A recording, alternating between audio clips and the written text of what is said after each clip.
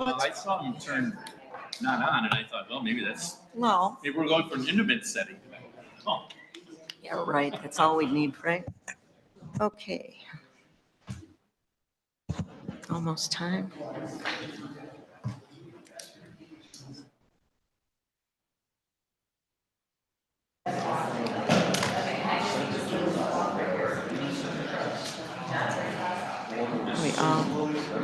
Oh my goodness.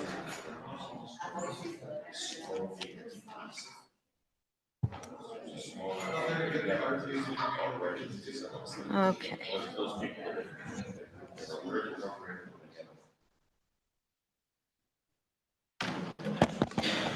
Say something. Something. Yes.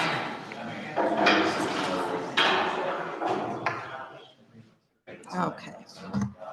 I'm going to call to order the meeting of the Board of Trustees of the Village of Riverwoods. Would you please stand and say the pledge with me? I pledge allegiance to the flag of the United States of America and to the republic for which it stands, one nation, under God, indivisible, with liberty and justice for all. Thank you. Roll call, please. Mayor Ford, Present. Trustee Clayton, Here. Trustee Dickon. Here. Trustee Eastman, Here. Trustee Hollander. Here. Trustee Jamerson, Here. Trustee Smith. Here. We have a quorum. Thank you. First order of business is approval of the minutes of the Board of Trustees meeting of October 17th. Do I have a motion for approval, please? so moved. I'll Is there a second? Any questions or comments, please? Hearing none, all in favor, say aye. Aye. All opposed, same sign. Thank you. Next order of business is the Treasurer and Finance Report. We'll start with the approval of bills. May I have a motion for approval? So moved. Is there a second? I've had a request to hold the Tesca bill from this list, so I would ask that the motion be amended to include all bills with the exception of the Tesca Associates bill for further discussion. I'll agree to that amendment. Second, did your second agree? Oh, did you second? Okay. All right. With that, are there any other comments or questions? All right, here, yes, sir. Trustee Clayton.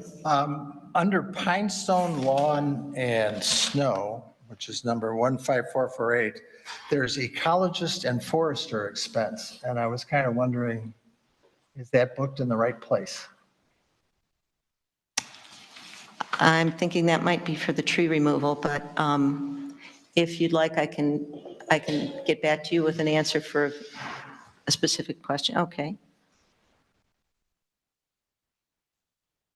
Are there any other questions? Okay, roll call, please. Trustee Clayton, Aye. Trustee Dickon. Aye. Trustee Eastman. Aye. Trustee Hollander. Aye. Trustee Jamerson. Aye. Trustee Smith. Aye. Motion passes. Okay. At this point, I'd like our Director of Finance, Tony Vasquez, to update us on utility billing. And if you have any other questions, certainly that would be a good time. Director? Great, thank you. As I review the finance systems in place and work to prepare for the budgets, one exercise I've done is an audit of revenue received from utility billing. Unfortunately, I discovered that our commercial water accounts have been underbilled since the last rate increase. I suspect it may have been due to a clerical error where the rate was only charged in one area of the billing system and not in both places. In any event, the rate has now been corrected to ensure we are billing accurately moving forward. I'm working on a similar exercise with reviewing the sewer billing. While there are a few items I'm following up on, I have not found any major issues to address with that part of the utility billing. Some of the other items I've been working on are just in general reviewing processes and procedures we have in place, familiarizing myself with our accounting software to fully maximize our use of it, reviewing professional memberships in professional organizations such as the IGFOA so that I can be involved with a network of our professional peers, exploring potential grant options for future infrastructure projects, working with the village attorney to learn the history of the TIFs, SSAs, and other critical areas of the village to understand, and meeting with our main banking partner, Chase, to discuss areas where we can strengthen our security and efficiency. Are there any questions? Trustee Jamerson, please. Do you have any idea what the magnitude of the shortage was? So the last rate increase was approved in April of 2021. So since that point in time, I have a rough estimate that it would probably be conservatively $85,000 of impact, potentially a little bit more, but without fully auditing that whole period of time, that would be my estimate. Close enough, thank you. Trustee Smith. Sure. So the question on the 85,000 shortfall is, do we have the ability to retro invoice it, or is that money that we will not see? Because we issued those bills already and considered payments, putting those accounts in good standing, I'm not sure how the board would feel about going back, especially that period of time, due to most likely a clerical error. Our error. Yeah, I get that, and I understand that. I didn't know if it was a published rate, so it was just really a invoicing error, or if it was an uncommunicated rate change, or I was just trying to get a little more background on what we thought the viability of collecting that money would be. Sort of sounds like no. Yeah, that sort of sounds like no. Yeah, okay. Are there any other questions about what our director has found and what he's doing? Thank you very much. Thank you. You very much. I can say that he has been a terrific partner for me and really, really taken a lot off my plate that I really, truly appreciate. Next, our Director of Community Services report. Director Witt, please. Thank you, Mayor. I have two items to bring to the attention of the board today. Home occupations seem to be rearing its ugly head in some ways over the last month again. We're up to 6 cases that we're monitoring on a regular basis. We had a car dealership on Robinwood, which appears to have ceased and desisted. We've had no further complaints by residents. I have been to that site probably 6 times since the initial notification, and that site seems to be in compliance at this point. We had an Airbnb on Blackthorn, same thing. Spoke with the homeowner about a month ago, and we have had no complaints, and that particular address is now off the Airbnb website, which is a good thing. However, we have another property on Robinwood, which the residents were here at a previous board meeting looking to try to get the time frame reduced from 4 weeks to something way less than that. And I notice as of today, they have another listing on Airbnb for a booking at the end of November. And I need to contact them and tell them to knock that off as well. We do have another Airbnb which has popped up. Don't have an address on it yet, so we're searching to see where that is, and we'll handle that in the same fashion. We have a medical clinic which has come to be a new owner on Deerfield Road. People have probably seen the sign on the white fence. We're reaching out to them to get that taken care of. And we have another one which is causing some stir on Blackthorn, which a resident is doing personal self-awareness and transformation seminars for clients and training sessions up to 40 people at a time. Home occupations are only limited to tutoring or educational things of 5 people or less. So they're way out of sorts on this. There is a letter going to be hand-delivered to them tomorrow to cease and desist, and we'll monitor that over time. So part of that is we're doing a review of the ordinance and see if there's some way that we can help monitor this better, maybe with better registrations or inspections or something. So we're looking to put some additional time on that topic. Any questions on that? Any comments or questions for our director? Okay, and then the second item that I've got is some concern over traffic flow on Port Wine. There's been a concern raised for the lack of four-way stops on about 10 or 11 different intersections along Port Wine from Lake Cook all the way up to River Woods Road. We've talked with the police chief on this issue, also Attorney Hoover. It's been determined that in order to add any signs, whether it be stop signs or yield signs, we need to do a warrant study to see whether or not there is sufficient evidence of a need at each particular intersection. I've asked GHA to put together a proposal to do that study. That quote came in at $14,700. So before I take any further action on this, I guess I would like to know whether or not the board has any inclination if that's something that we want to work to address or leave things as status quo or pare it down to something less than the full 10 or 11 intersections. Trustee Hollander, Do please. you have any record of any accidents at this location I would for the defer to last the chief. 5 years, let's say? We haven't had any intersection-related accidents in the last 5 years. I don't know, I'm not looking to put in $20,000 if we've never had an accident in the last 5 years there. But I certainly am open to other people's opinions on this. Trustee Jamerson.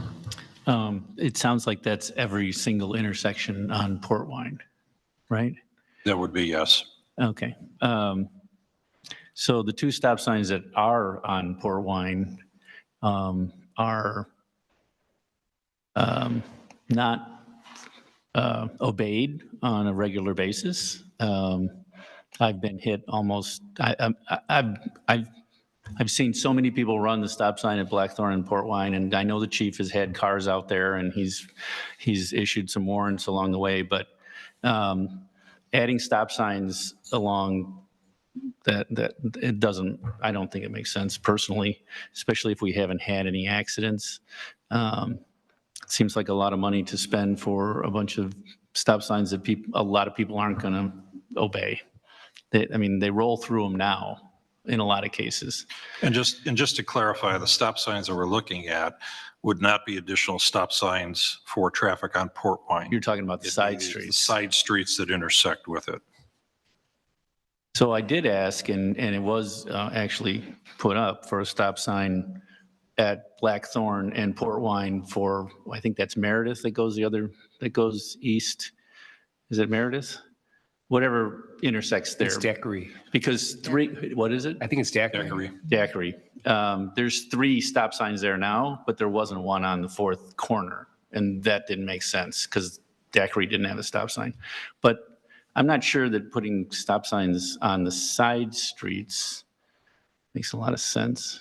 I'm with Henry. If there haven't been a lot of accidents.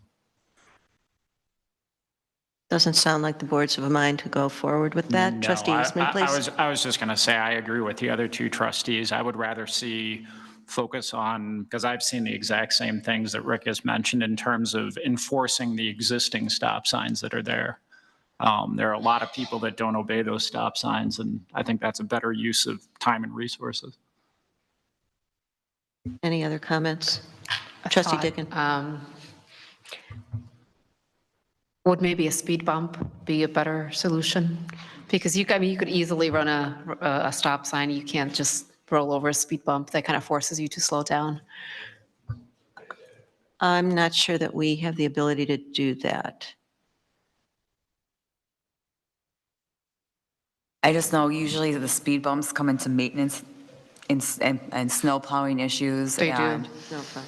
Yeah, there you And go. so But they do that's- force you to slow down.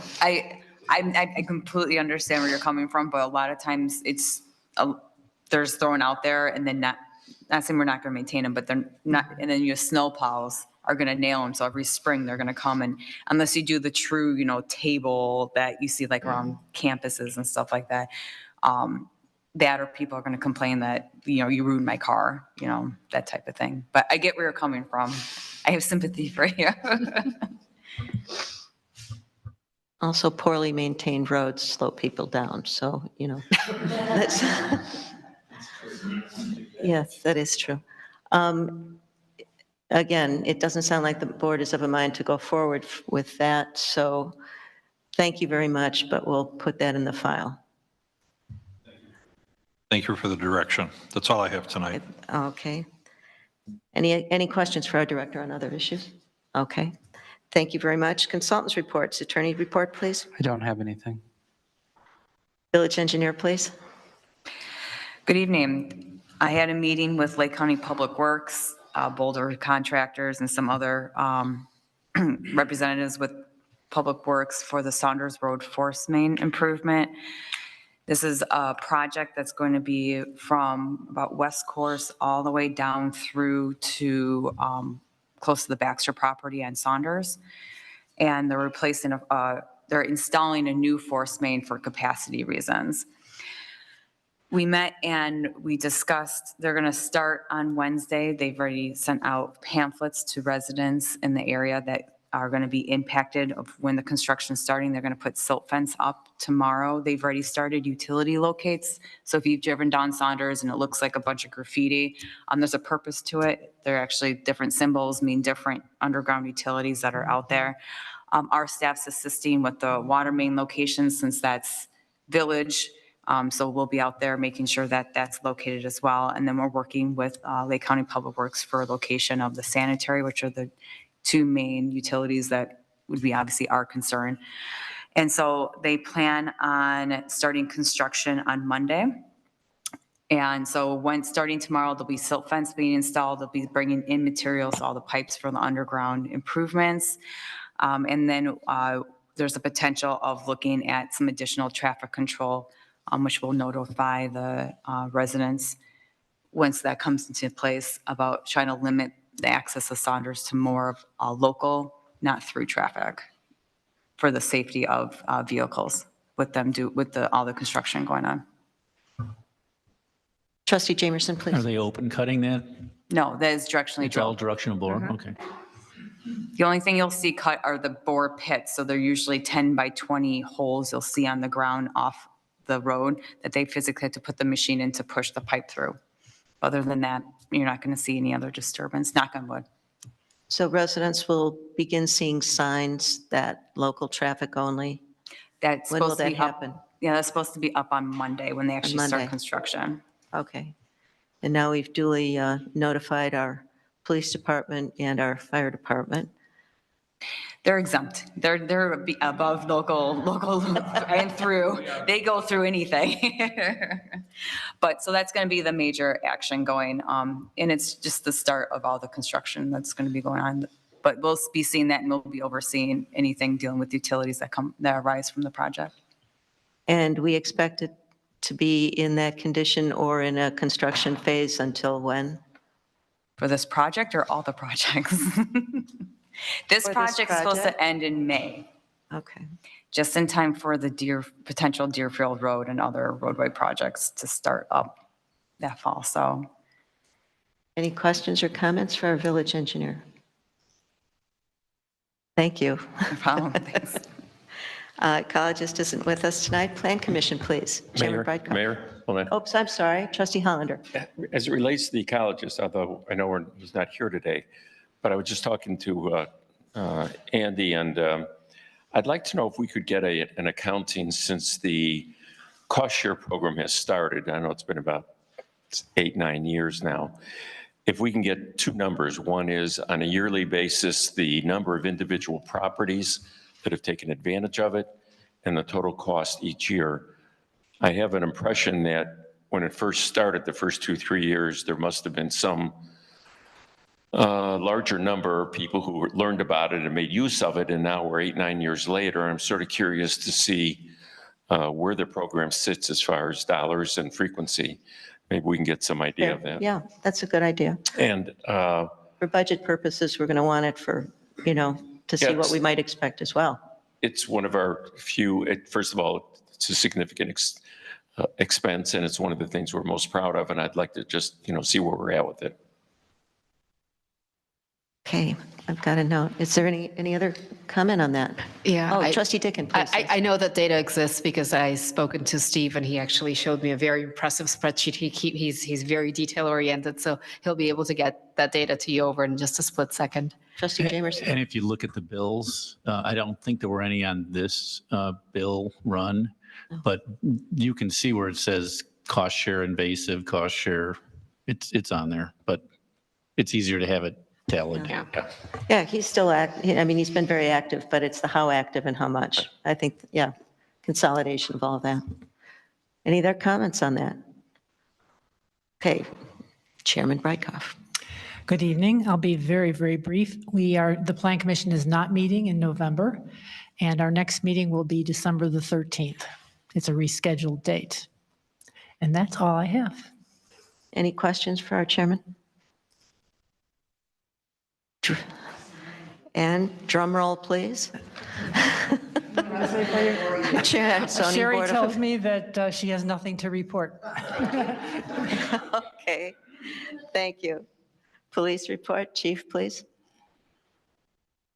The police activity is in the board packet. Additionally, I just wanted to mention that on November 13th and 14th, members of the Illinois Law Enforcement Accreditation Program, or ILEAP, will be in Riverwoods to assess if the Riverwoods Police Department should receive the organization's Tier 1 accreditation. Accreditation is for 4 years, and we received our initial accreditation 4 years ago, and we're now up for re-accreditation. Some of you weren't on the board then, so just a quick summary of what it is accreditation is an ongoing and voluntary process whereby law enforcement agencies evaluate their policies and procedures against established criteria.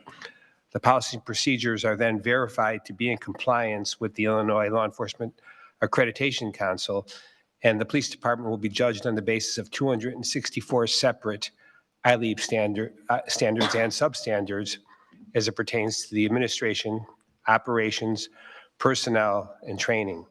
The department has been updating its policies and procedures during the past 4 years in order to meet the standards and best practices set by the council. In order to complete the accreditation process, the department must present evidence that the department is complying with its own policies and procedures which meet accreditation standards. So in order to complete the process, 2 ILEAP assessors will conduct an on-site assessment of the Riverwoods Police Department. Agency personnel, elected officials, and members of the community are invited to offer comments during a public information call-in on November 14th between 9 and 10. And then I'm going to say the telephone number, but it'll also be in the newsletter, 224-284-2347 is the number that they'll be taking calls on. And the comments will be limited to 5 minutes and must address the department's ability to meet the ILEAP standards. Earning ILEAP accreditation underscores the Riverwoods Police Department's commitment to providing professional, high-quality community service. Also, just as a plug to our newsletter, if you are interested in calling in and you want the number, if you're not already receiving the newsletter, you can just go to riverwoods.gov, our website, and there is a banner across the top, and you can click on that, and that'll walk you through signing up to be on the list to receive our e-news. And that's all I have. That's the accreditation, I know, is a very important process, and our police department is very well trained and very well supported. And we couldn't be prouder of you. And I hope the public comment, if they take the opportunity to call in, will make that known and emphasize that. So thank you very much. Are there any other comments for our chief, please? Okay, moving along, fire district report. Chief Kruger. Nothing really significant to report, just you want to.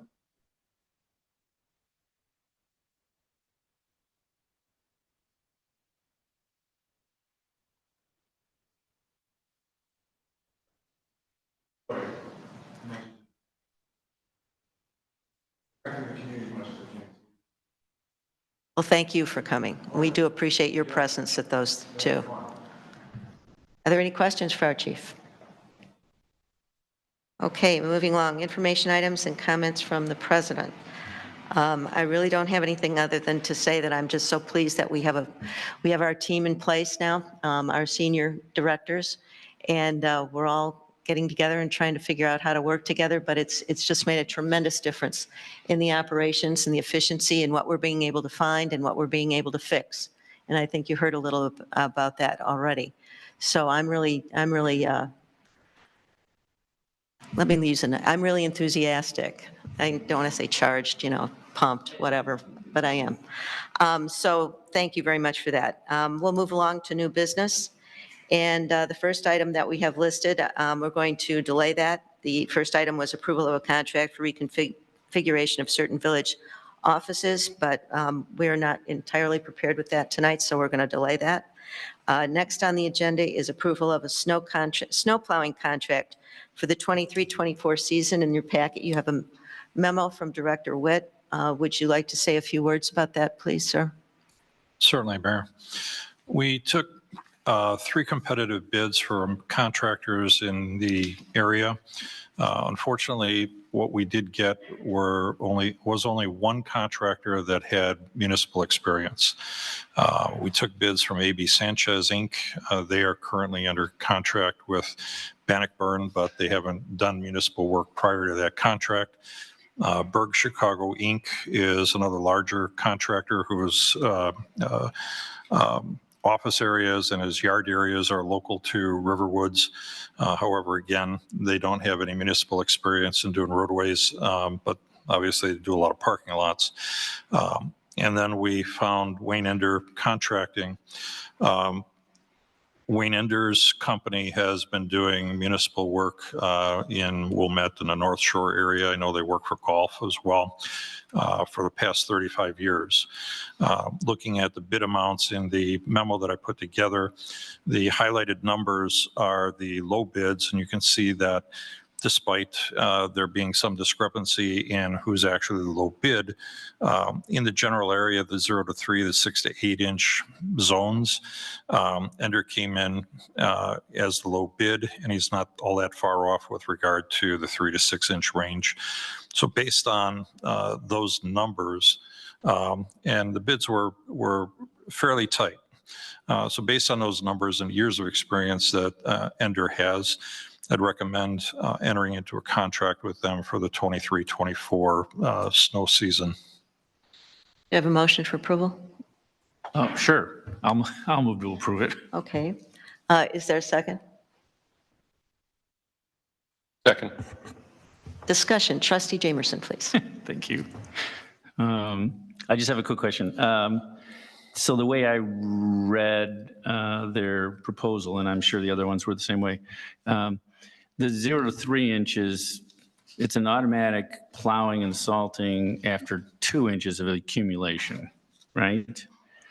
So then after the second 2 inches, that makes it 4 inches?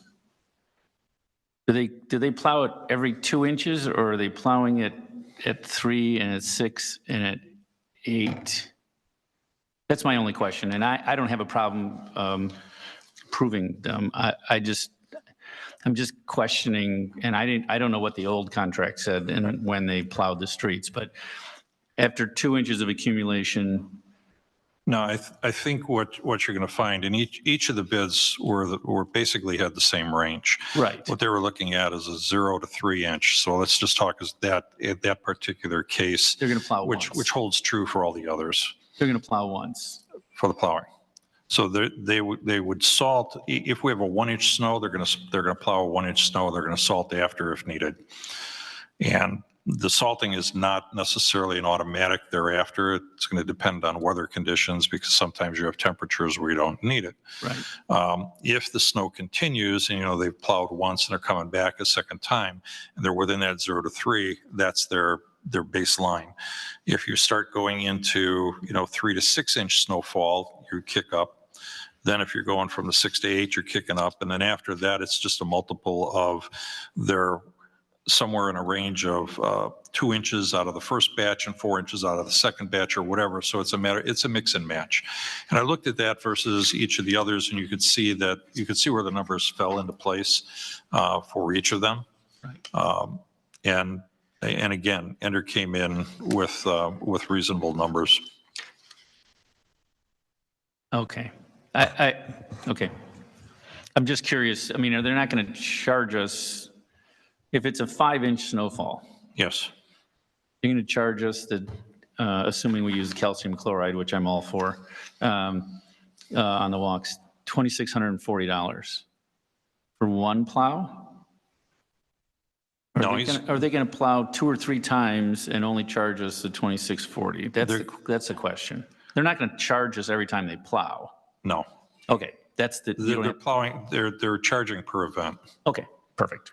That's my understanding of each of these contracts. Okay, perfect. Thank you. Trustee Clayton? Just want to make sure that it's clear that we're approving the calcium chloride option and not the salt option. I did not say that in my motion, but yes, I would like the calcium chloride on the walks. I don't know. who Trustee seconded Hollander, it. did you have a? Can someone explain to me the difference between rock salt and calcium chloride? Maybe the engineer knows.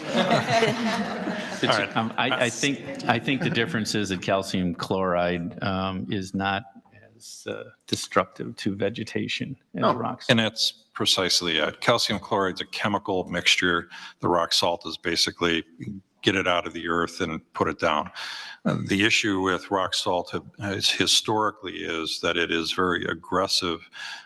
It aggressively attacks not only the vegetation, but it also aggressively attacks concrete surfaces. So if people that have nice driveways the first year or two and they throw down a lot of rock salt on their driveway because they don't want to see any snow there, in 2-3 years, you're going to see all these pits coming up because that salt mixture gets into any minute cracks that are within the concrete surface. Calcium chloride doesn't have that effect, doesn't have that effect. And it's also, besides being a little more sensitive to landscaping, it's more sensitive to pets. So, and not that we have a lot of pets, but we do have a horse now at the Village Hall coming and going. So it is a little more sensitive to animals and nature in total. Right, that's what I was looking for. I was not looking for the scientific explanation of the two. I think I had Trustee Hollander and then Trustee Clayton and then Trustee Dickin. Oh, I thought you did. Finish. And one more if I can, but the calcium chloride will also work at a lower level than the salt does. So it has better ice removal capacity. I'm sorry. Do you have any knowledge of how this compares to the last few years where we've had a snowplow contract? I did not pull that together to see what the baselines are. Unfortunately, though, snow plowing, no matter what those numbers are, is dependent upon The nature. snowfall we get. So even if you had numbers that were $1,000 less, but it snowed 100 inches, your bids are going to be, it's hard to judge that because you have to look at the overall season. And we don't know if this is going to be a light season or a heavy season or somewhere in between. Thank you. Trustee Clayton, did you have anything? Okay, all right. Trustee Dickin? Oh, got it? Okay, all right. Are we all fully educated on rock salt versus sodium chloride? Are there any other questions or comments right now? Okay, I think I need a roll call. Thank you. Trustee Dickin? Aye. Trustee Eastman? Aye. Trustee Hollander? Aye. Trustee Jamerson? Aye. Trustee Smith? Aye. Trustee Clayton? Aye. Motion passes. Thank you. Next on the agenda, approval of a contract with WRB LLC for development of a position description and recruiting program for a village clerk. Our interim director of finance will present for us. Thank you, Madam Mayor. The village is considering the appointment of, the hire and appointment of a full-time village clerk that would have primarily core duties related to the clerk and the functions, but also pick up some additional tasks as well to round off the tasks and activities. And I've been asked to put together a work plan proposal for how we would recruit and search and appoint that officer of the board, because it would be a member of the corporate authorities, if you will, as the village clerk. And basically, I identified a two-step, two-phase program. The first would be the organization of the position itself, identifying the core tasks and responsibilities, of which there are primarily two major elements that we're going to be looking for over the next 12 months. The first is going to be the statutory duties, which are enduring and ongoing for the clerk itself, to make sure the public record is correct and in order and the statutory duties are carried out.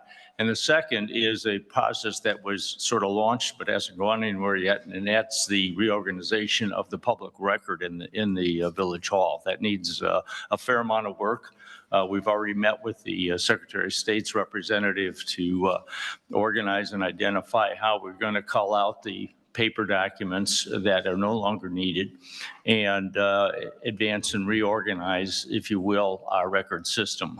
Right now, we sort of scattered in 2 or 3 offices, and it's quite inefficient to operate with a semi-organized public record, if you will. So there's sort of a big project, and there's an enduring project, an ongoing project that'll go on. And that needs to be both defined and scheduled and organized, that there's a work plan put in place before we begin the recruitment process. And that involves not only the skills and talents we're going to be looking for, but also, as I say, the work plan and understanding the compensation basis using regional standards that we would present to the board, probably through the Compensation and Benefits Committee, to see where we want to be. Then the second phase of that exercise would be the actual recruitment itself, and that has 2 subsets. One is to really take a look at the people that we have on staff, who has the skill sets that should be considered for the position. And if we find the right person within the existing staff, that would be a great advantage to us. And we could go ahead with the recommendation appointment to the mayor in that position. If we don't find that candidate, then we should do some sort of recruitment. But I think the recruitment would be more specialized to see who is out in the metropolitan market that's available and can work for us. It would likely not be a national search or even a big regional search, but find somebody that can handle the types of technical information and has the organizational skills in order to get the public record maintained and respect the statutory duties as a member of the corporate authority. So it's a 2-step process. It would be more efficient if we're able to find the right person within the organization. I've done a little bit of talking to some of the workers, and there's some interest to be considered for that position, but obviously we're not proceeding with anything without authorization and direction from the board. So that inside of sort of an overview, I think, is the best approach to solicit the appropriate candidates for the village clerk. Are there any questions for Trustee I have a Jamerson? question. I'm concerned about the records management project, only because I got sucked into that when we built the village hall, when all our records were in the little house next door that's not there House on the anymore. Prairie. And we did look at several companies that do that for the building department records, not for the clerk's records. And I realized the clerk's records need to be done, but so do the building departments. And that, I think those are 2 different talents. And so I'm assuming you're just talking about the clerk's records? Well, it'd be the entire public record, but the focus would be on the clerks and the statutory, the actions of the board, not only in minutes and ordinance form, but the agreements and contracts that we have in place. We don't have a real organized part here in this building to address those issues. Okay. You did do a good job in getting a nice space for the the building records because they are address driven, which is not uncommon for the, Right. you know, it. But the goal was yeah. to digitize all those Yes, records. yeah, And yeah. unfortunately, when that project started, it was shifted to in-house people and they actually destroyed some things that they probably shouldn't have because they didn't know what they were looking at. So my concern is that I'm all for having somebody do that because it needs to be done. There's no question about it. We built this building with the expectation of going paperless, which I think many companies had in the 2000s, and that never happened because we have more paper at my company than we know what to do with, and we still digitize everything. So anyways, I'm all for it. I'm just concerned that the building department records don't get lumped in with the rest of the village records and things get destroyed that shouldn't be destroyed. Plus, we have records that are off-site that also need to be digitized. Yes. Yeah. Well, the initial phase of the project that I spelled out in a number of months on the organization would be really to assemble and organize the corporate record, if you will, the contracts, the intergovernmental agreements, all of those docs are basically scattered in multiple sources, and that would be our primary focus. I think probably phase 3 would be, hey, we've got an opportunity to digitize and we've got a plan of action to do it. But all of those would fall underneath the overarching umbrella of the village clerk's responsibilities. Okay. I'm sure on a project like that, everybody, all hands on deck would be organized in such a way to address the other records because it also includes all the financial records, which we're in pretty good shape on, but that's a part of the responsibility as well. So, Okay, great. Thank you. thanks, Rick. Trustee Hollander? This would be our 4th village clerk in the last 4 years or so. Has the job description, that at least you anticipate the job description to be similar to what we've had the last few times, or has that been changed? Well, my first reading of what we have is not terrific. It's functional, but I think there's a lot of room for improvement. Many of the professional publications, including the IML and others, have provided some books of instructions and rules for the clerks to follow, which are very helpful. But they need to be sort of melded into a more organized job description, position description. And then there also has to be a commitment on the person that we hire to fulfill those duties because they are substantial and they will have, the benefits of doing that will become very clear to the members of staff and the village board once that's organized in that way. I understand that there'll be functions that they'll be providing above and beyond what a village clerk would. I don't know when you're going to present that to the board, at least a job description. I certainly would like to see that, but I'd also like to see it divided into 2 functions. One is a village clerk function, and then additional job functions as the mayor or we're going to recruit for, so that we separate the 2. I think it's a reasonable approach, and that it's likely our focus initially would be in defining clearly pre-recruitment what we really are the core responsibilities for the clerk. And then beyond that would be somewhat defined and somewhat other duties is defined, because clerk by definition is somewhat of an administrative generalist. And you go to some of the downstate communities where they really get overburdened in terms of their responsibilities. So I think there's a balance here because we've got a professional corps of directors with the village that give us an advantage to have that function be more coordinative than multiple tasks as they arise. Trustee Clayton, did you have a comment? I just wanted to emphasize the fact that the Personnel Committee unanimously recommended approval of this. And part of the issue is that there are statutory requirements for the clerk that we have not done our best to fulfill. Just as a minor example, every time we pass an ordinance, within 30 days, it's supposed to be published in a local newspaper. So these are things that have not been captured in the past job descriptions. We also have the need for a FOIA officer, and I think this is the place where that's going to land. So I do think it's an improvement. We're professionalizing the staff, and we're going to expand the job description, and I think this is an improvement. Any comments, Trustee Smith? Just one question, and I'm not doubting the need for a village clerk. My question is that position currently budgeted for? Excuse me? Well, but it doesn't mean it's budgeted for, does it? Yeah, It is. Okay, it is part of the okay, budget. perfect, thank No, you. thank you. Any other questions or comments? May I have a motion for approval? So moved. Second. Okay, roll call, please. Trustee Eastman? Aye. Trustee Hollander? Aye. Trustee Jamerson? Aye. Trustee Smith? Aye. Trustee Clayton? Aye. Trustee Dickon? Aye. Motion passes. Thank you very much.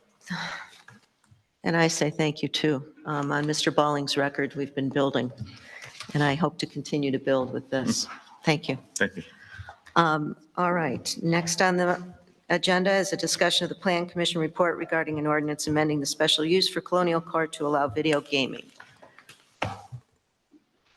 May I ask our village attorney to lead us through this, please? Skip the other two. Did you skip the other two, or? Oh, I'm sorry. The fence installation, oh, gosh, I just skipped right on by. I am so sorry. We're going to delay the approval of the fenced installation contract because we're going to try to pull that together with a better entrance to the play area. And so we'll be seeing that next time. Approval of a mayor's appointments to fill vacancies on the Plan Commission and the Zoning Board of Appeals. We're going to do a little swap here. We have a gentleman who is on the Zoning Board of Appeals right now and also on the Water Infrastructure Committee, Mike Marshall. He's been a resident since 2007. He's got a great deal of volunteer experience. He has also got some very interesting technical experience as a pharmaceutical and biotechnology person. He has, like I said, he has volunteered on the Advisory Council and the Nominating Committee. I am putting him forward for appointment to the Plan Commission. Do I have a motion for approval? Sure, I'll approve that. I mean, I'll move that. Yeah. Of course, sort of the same thing. Is there a second? Second. All in favor? Aye. All opposed? Thank you for that. We also have kind of a swap going on. Jay Dat will be stepping aside from the Plan Commission, and I would like to appoint him to the Zoning Board of Appeals so that we can maintain our, well, I almost said it, and I will say it, our hold on him. So Jay has been a resident of the village for quite some time. He has done great service on the Plan Commission as we've gone through some very serious times. But his family commitments and business commitments, he just feels like this would be a better job for him.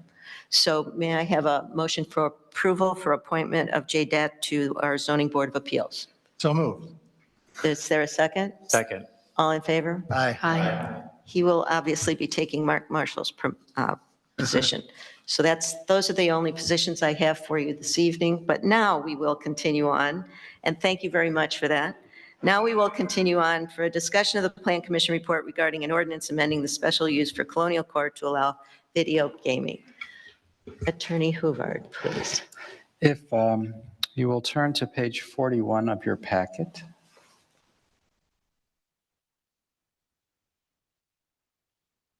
that okay? No? At a previous meeting, our Plan Commission Chair, who's here with us, reported that the Plan Commission had voted to recommend approving video gaming at Colonial Court with some conditions for the board to consider. So I want to just spend a few minutes showing you what the basis for that vote of the Plan Commission was and how it arrived. On page 41 of the packet, you'll see there's a staff memo on the proposed amendment to the special use for video gaming business at Colonial Court Shopping Center. And it details the background of the requested action, and it goes through the fact that Colonial Court was approved by a special use ordinance The ordinance has been amended about 5 times. If you scroll back, this is page 48 of the packet.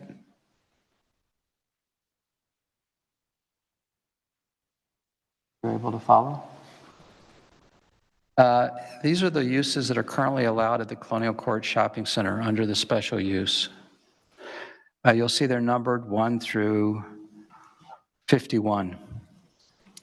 They weren't all there originally, and as new uses have been proposed for Colonial Court,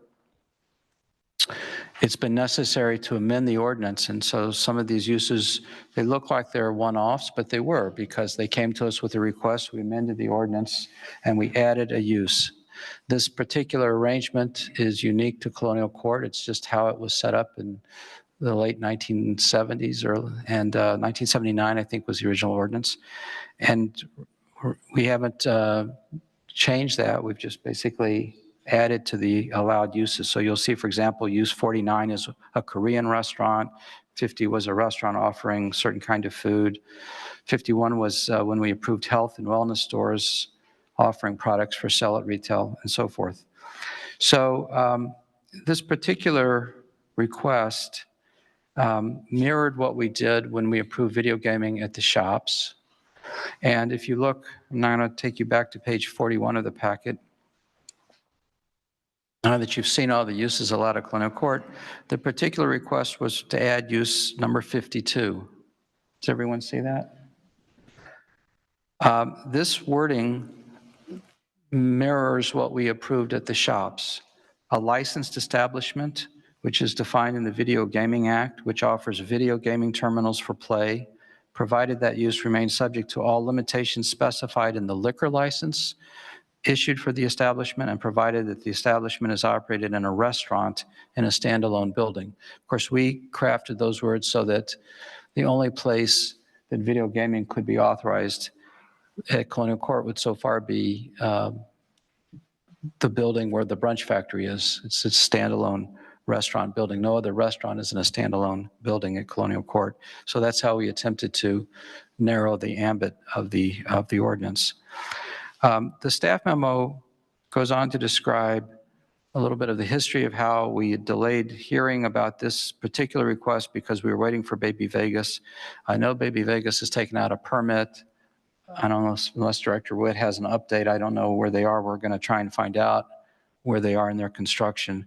But as you know, the applicant came to the board and asked the board to consider video gaming at the brunch factory because we've been waiting a long time without getting any result from the Baby Vegas. And so they did come before the Plan Commission. In order to amend the special use for Colonial Court, we published notice. We mailed out notice to owners within 300 feet.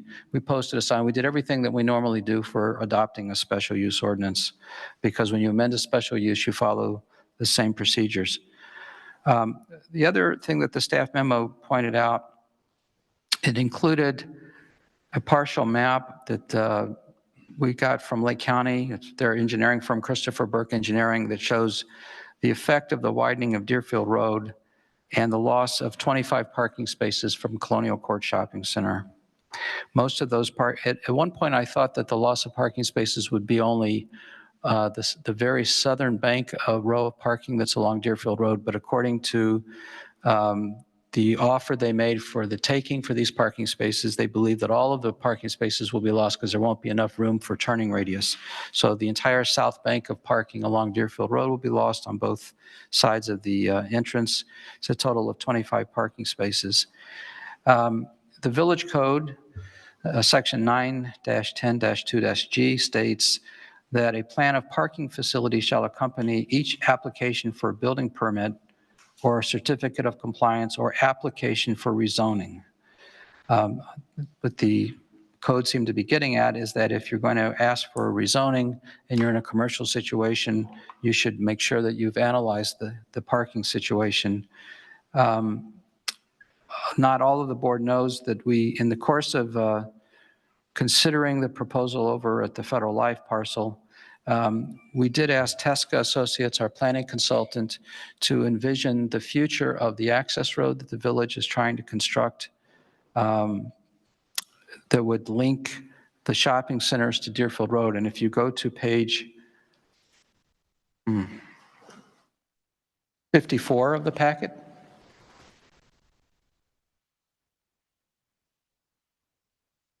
let me know if you're all there. So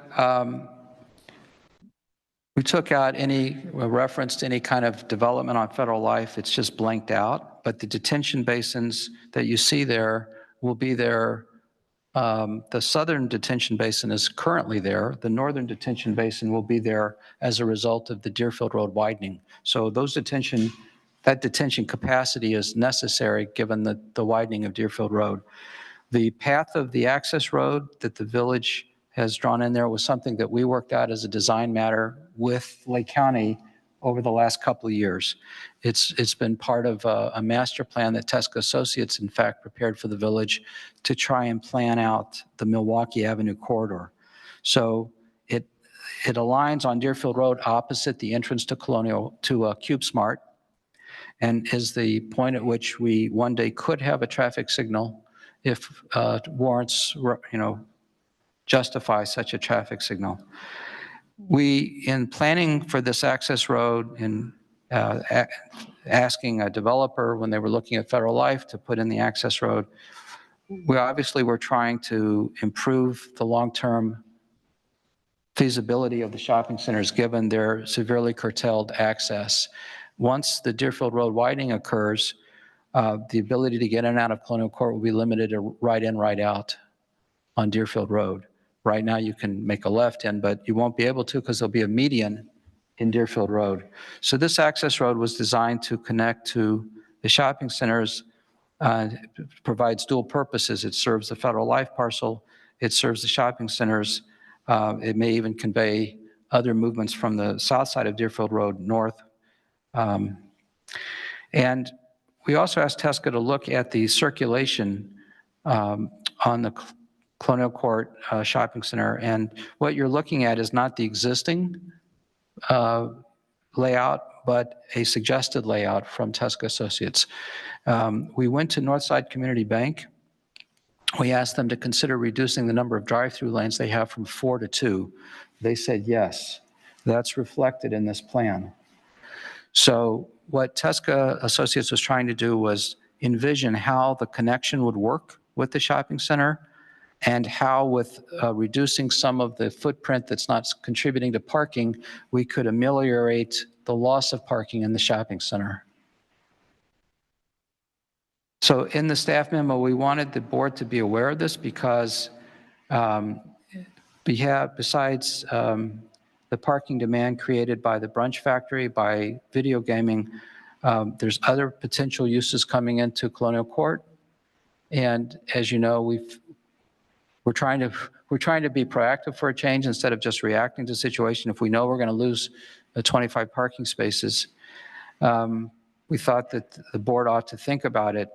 The testimony at the Plan Commission was that there are 125 spaces approximately in Colonial Court, and at peak hours, the brunch factory said it was using, say on a Saturday or Sunday morning, about 40 of those spaces.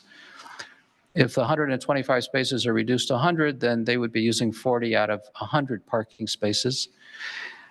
We're not exactly sure, the Plan Commission wasn't exactly sure what the demand from video gaming terminals would add or subtract from that. If there's 6 gaming terminals, are those 6 users in addition to the users who come to the restaurant? So is it been now 46 at peak hours? Those are questions that the board can explore with the applicant who's here tonight. I would draw your attention lastly to page 39 of the packet.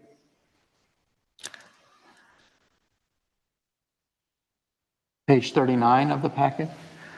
So in front of the staff memo is the actual report that the Plan Commission chair helped prepare, which says that the Plan Commission voted 3-1 to recommend approval.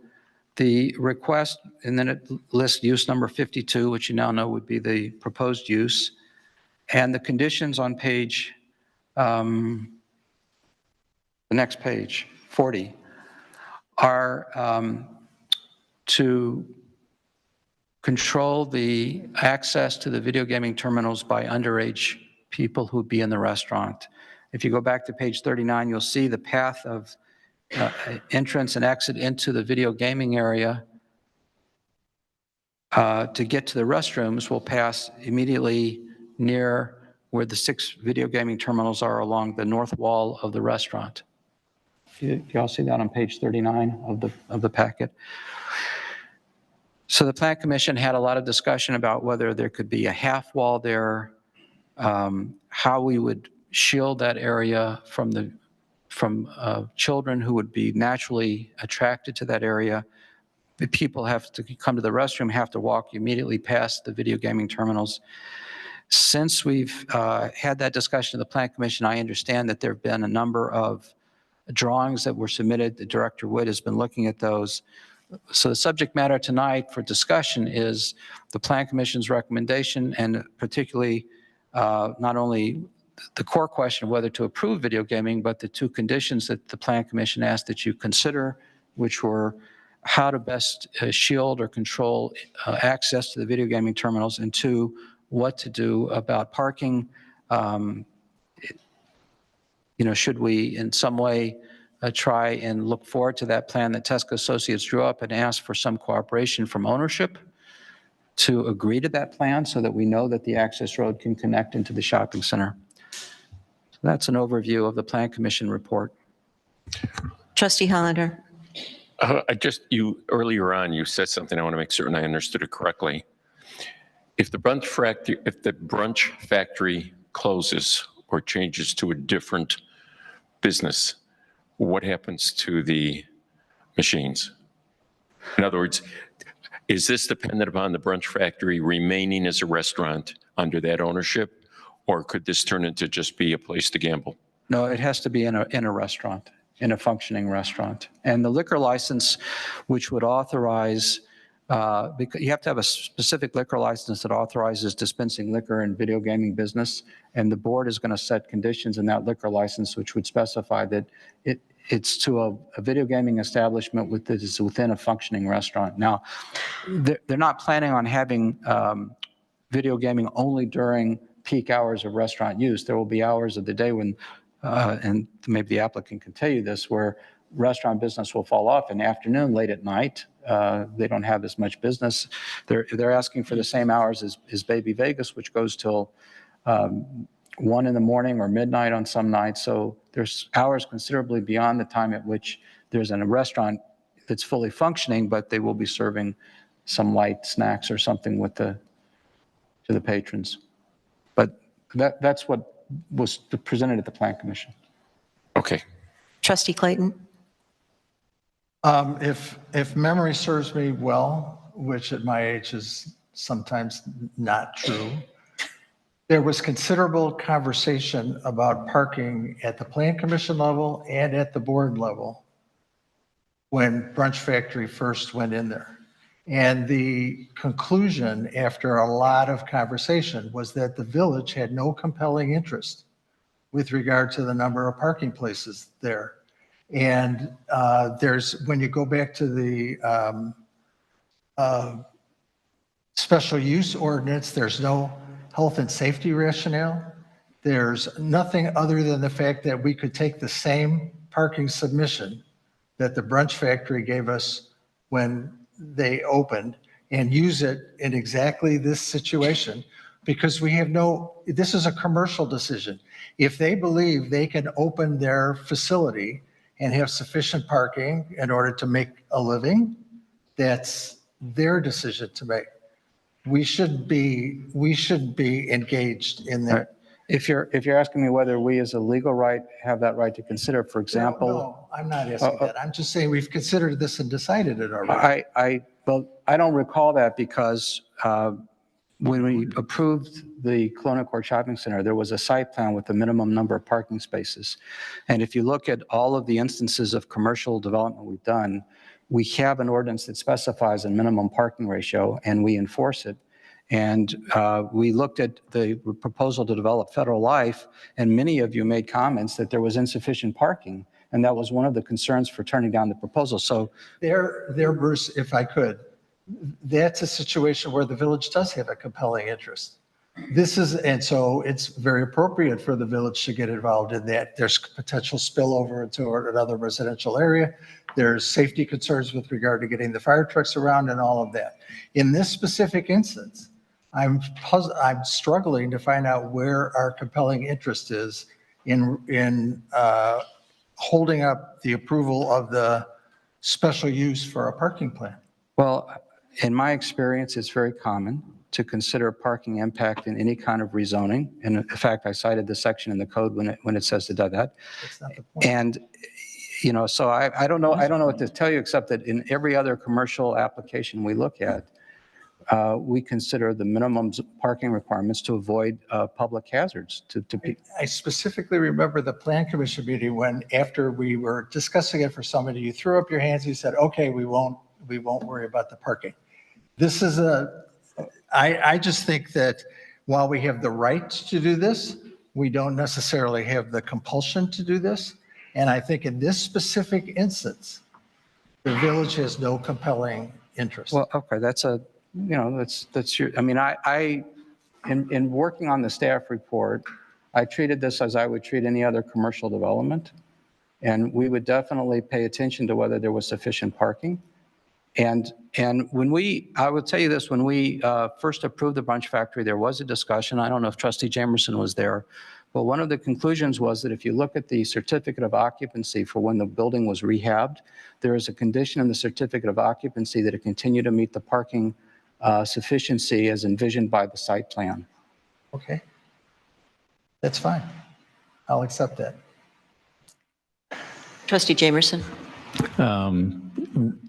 We do have an ordinance that states how many parking spaces there have to be for commercial occupancies by square foot of the area of the building. Whether it makes any difference to whether they have sufficient parking or not, it doesn't make any difference. I think my point is, Trustee Jamerson, is that we've already concluded that this meets the ordinance requirements. But we're Because losing. we approved the Brunch Factory. This is 6 additional. But they're losing 25 parking spaces. And we knew that when we approved. We didn't know that. Oh, We yes, thought they were we going to be have. less than that they were going to lose, because we didn't think they were going to lose the ones against the building.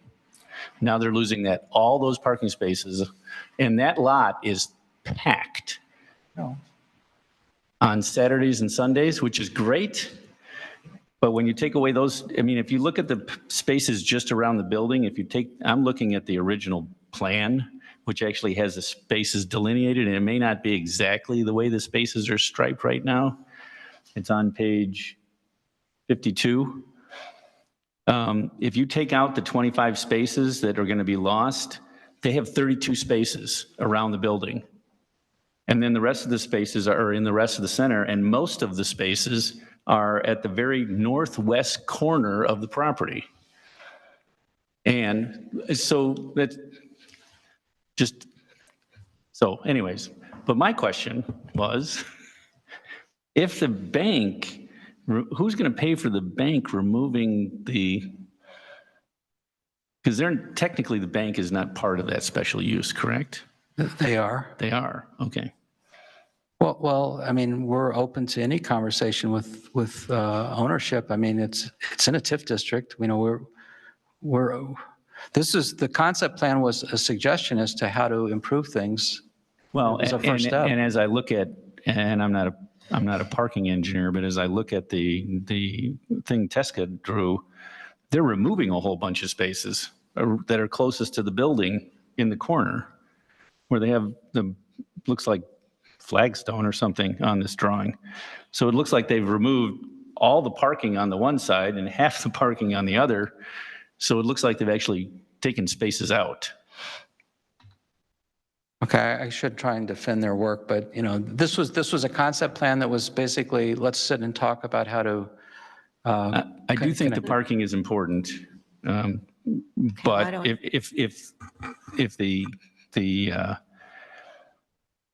if the applicant doesn't think that they have to worry about parking spaces, then to Trustee Clayton's point, then if it's enough, it's enough. If it's not enough, it's not enough. mean, Well, how about if we have a couple comments from our applicants, trustee well, Hollander? can I you say wanna can I say one other thing that has nothing to do with parking? I am also concerned about the Plan Commission's comment about putting a barrier up, 'cause I can't think of the right word there, so that people can get to the restrooms, especially children, without going through the gaming parlor. And I'm not sure how that can be done based on the Okay. current plan. So I guess I that would be think there have something been for some- the applicant to. Yeah, I think there have been some discussions on that, but one moment, please.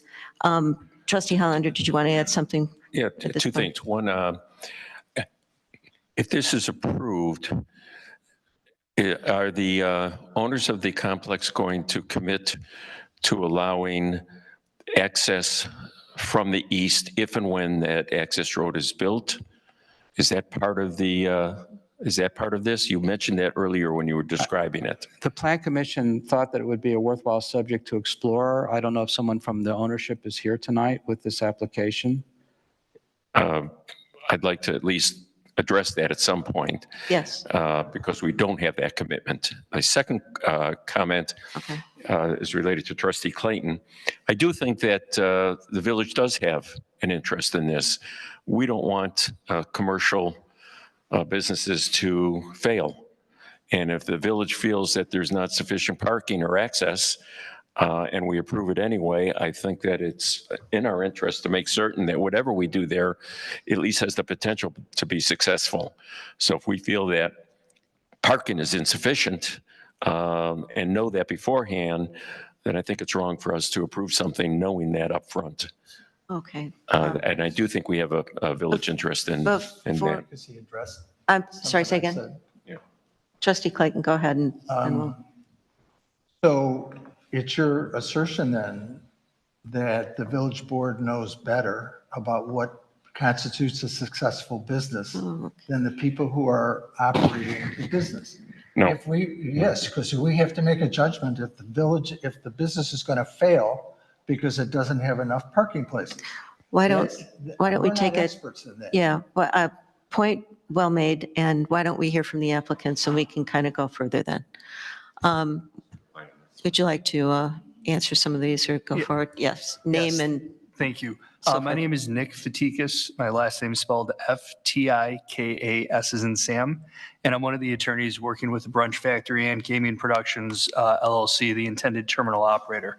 I did want to make a few responsive comments and just try and clarify. The proposal is to, again, include within the existing 6,300 square foot space that is currently the Brunch Factory, to use 1,000 square feet of that existing space for the gaming component. We're not increasing the size of the building. We're also not increasing the capacity of the building. So I think it was maybe raised, maybe indirectly. As we stand here today, the Brunch Factory has a 265 person capacity. Because we're working within the same physical space, we're not increasing that. So the capacity and the square footage of the building will all remain. With respect to parking, there's a few points.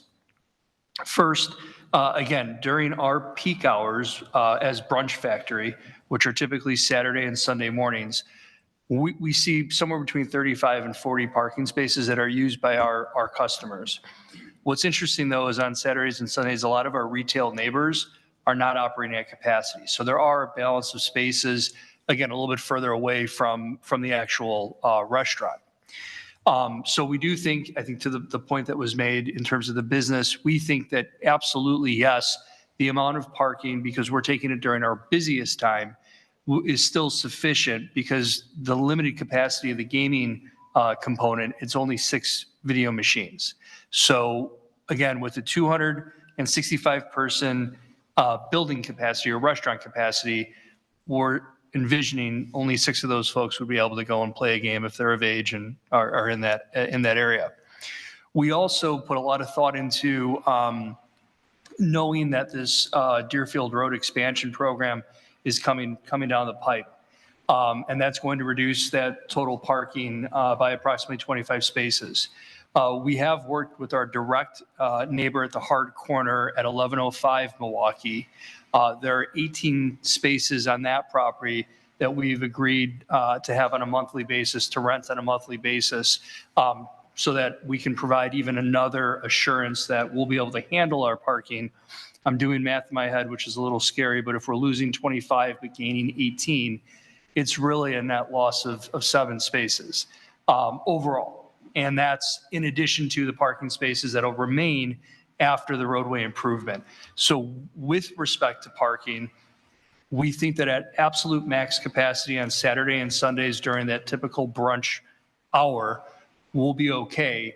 More so, the rest of the time, there'll be plenty of additional parking because of the limited capacity. And that's not only by the state law, but also by the local licenses that restrict the number of gaming machines and so forth.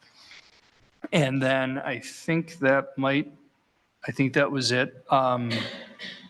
I think that was it. So if there are any questions, again, we have the owner of the Brunch Factory here. We also have a representative from Gaming Productions, the intended terminal operator. We can speak to any operational questions you might have. Okay, trustee Jamerson then. I guess my concern about the parking is that I hear where you're coming from, trustee Clayton, but I'm concerned about setting a precedent. If it doesn't meet, if the Colonial Court property does not meet our ordinances for parking spaces by square footage, and we allow them to do this anyways, especially since we know we're going to lose 25 spaces, we are setting a precedent. And we have a bunch of development that very well be coming down the pipe. And if we make an exception for one, we're going to have to make an exception for all, or we're going to have to change our ordinance. And I realize it's a special use area, so we can kind of tweak that. But I'm worried about setting precedent. Yeah. Just to clarify, Nick, in getting the agreement with the owner at 1105, you're going to remove part of that fence and open up the 2 areas. We have that as an option. We also said that our employees would maybe park there to free up parking for customers. So one way or another, it'll be a cooperative plan to allow use of those spaces. Would you agree as a condition to cause that area to be opened up so that the 2 areas can function as one? We would agree to it, but we'd have to get consent from the landlord because it is separately owned property. But that's a condition that we can certainly look. Okay, because that would be one thing. The other thing I would say about the concern about parking is that I think what we're dealing with what becomes a legal non-conforming situation. There's a taking, essentially. So I'm not saying that they can't do anything because they don't have parking. I'm saying that because they're losing parking, we should think proactively. They're talking about the demand on the Brunch Factory, but there's the rest of the shopping center. There's other uses coming into the shopping center. So I'm saying it's best if we work proactively to try and accommodate the parking in the best way we can. I think having the connection, this was one of the recommendations of the TSCA plan. It's been there for 20 years, which is to connect the 2 parking because the spa is primarily morning and daytime service, and it might work at different times in the demand for the other. So that goes a long way if those 2, that's one of their primary recommendations was to open up the zoning between the 2. So if it was your understanding me to say that because they don't meet the parking, they can't be approved, that wasn't the point. They're not breaking our ordinance because they're not in compliance when they can't help it, when their parking spaces are being taken. But that doesn't mean that we don't do planning for it. Director Witt, I think you had a comment. Thank you. And in as much as I agree with Attorney Hoover in his current comments, I still have to go back to Trustee Jamerson, who's got a good point with regard to what the ordinance says. And it seems to me that this is all centered, the discussion is all centered on brunch, but it's not taking into account the effect that it has, that we haven't had a consultant fully study the effect of the loss of parking or the need for additional 6 spots at the loss of the 25 on the other businesses that are here, considering that you've got the new fitness center, which is over 5,000 square feet, and on weekends and heavy hours, early mornings and evenings is going to have a crunch on parking spaces. And then the other piece, going back to what the attorney previously said, is that okay, you may have an agreement with the med spa area, but we haven't done an analysis on what they're losing 18 spots does for their compliance with the code. So it's a balance between the ordinance and making it function. So we just can't lose sight of everybody else just being centered on what brunch needs. I just want to make sure we throw that in there, that we need to consider that as well. Thank you. Trustee Clayton. I would like to talk about the other condition. Actually, please. I have a question. Is it good practice or is it appropriate to say at this particular point, because I don't think the board wants to get into the space design business, that we can, should we decide to approve the special use, we can do that subject to the Director of Community Services making a sign off on whatever strategy they use to change the space, and then not issue the business license or liquor license or whatever until such time as we've had a chance to see that. Is that a reasonable approach? Steve? Brunch has been working back and forth with me on those particular layouts. I think we've gone through like 3 revisions based on doing the tweaks to make sure that everything is compliant. And although based on an error on my part on misreading my emails, because it's about that high, the lettering, we have a difference of 2 inches, which is going to get resolved in the final plan. So the layout that Brunch has currently in front of me, I'm good with regard to the issue of, is it going to block view? They're talking about a 6-foot high solid wall with another foot of frosted glass on top. So the average teenager is not over 7 feet. They're not going to be able to see into that gaming area. It does restrict people from getting in there. There is full ADA, there will be full ADA compliant access due to the fact that they've shifted the location of the ATM to give somebody in a wheelchair the ability to turn around and actually leave. So as far as the layout goes, with the exception of that 1 2-inch dimension, which I told them, if they get to a point of permit on this, we'll take care of it at that point. I'm satisfied that what they've presented meets the criteria of what the Plan Commission had put forth before. And yes, we could do that. For a parking analysis, then, what do you have in mind that we would recommend that we try and have studied? I mean, if there are particular new uses that are coming, one of the things that we could ask is that those new uses show us what their peak traffic hour is. If, for example, if there's a lot of, rivals drop-offs or something like that, how the cars would line up, how they would get in a queue. Is there something that you have in mind that we could maybe specifically ask them to do, that we should ask them to do? Well, I think a lot of the conversation, though, it centers around Brunch. It also goes toward what I know ownership is going to approach the board for in the shops area, because there is this interconnection agreement with parking that one can use the other to a certain limit. But I think what you're saying is precisely correct, particularly with the fitness center, since it is such a sizable piece of that whole area, and considering how many people are potentially in the Brunch area, the thought that at one time, Dimitri had indicated that they were going to look at extending dinner service, but subsequently has told me that may not be the case. But we would like to see that in writing to understand that that will or won't happen. And if it does happen, what the impact is, and are those timeframes going to be at the same peak times as what the fitness center is going to have? Because if you've ever driven by, and I know this isn't a Lifetime Fitness center, but every Lifetime Fitness and every FDC that I've ever seen has just been jam-packed early morning and evenings after work. And those are some of the same times that Brunch Factory is going to be doing things, and it's going to be the same time that this other case that is forthcoming is going to be vying for all of this parking. So to see, what the anticipated parking count and traffic flow is going to be at different hours of the day, different days of the week, I think it would be critical. And I think that the fitness place could provide that to us as well as the restaurant. I mean, one of the issues with acting on this request is that you're doing so before you know whether there's an impact to the rest of the center, but maybe you take them in the order they come. There may be more impact on the next user that comes before us, a fitness center or something else, because we've already approved this.